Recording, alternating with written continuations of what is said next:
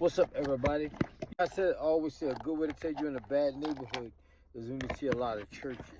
And like in New York City, like where everybody's so in close proximity to each other, like you be having like 3 churches on one block. I know in Brooklyn, I've seen 3 churches, but they be like like storefront churches, like rinky-dink churches, like little small churches that probably can fit like 50 people at most. But they be small, but they're religious houses of service. They're religious houses, Christian churches. 3 churches on one block. I know in New York on Lenox Avenue, you can walk every 5 blocks, there's a church. And these are big churches. But I say that to say that a good way to tell you in a rough neighborhood is when you see a lot of churches. Here in Greenville, South Carolina, they have a lot of banks. So what does that tell you? If you don't believe me, Google Greenville, South Carolina, and Google banks. I've never seen so many banks in one place in my life. That cotton money, that's what that is. That slave money that was transferred. It's money. It's a lot of slave money. That's what that is. It's a lot of banks down here and financial institutions. Google it, Greenville, South Carolina. But like, it's funny. Like you go like to where the black people used to live. Like downtown, they got 3 liquor stores, all in a 1 mile radius. It's 3 liquor stores, all within 1 mile. 3 liquor stores. Social engineering is real, man. It's just something to think about. I was just thinking about that. So a good way to tell you're in a bad neighborhood is when you see a lot of churches.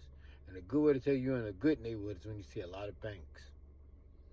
And most black neighborhoods got a lot. And you know, it's funny, I talk about that. But I remember when I was younger, I remember like in Paterson, New Jersey, back in the 70s. I used to love going to Paterson.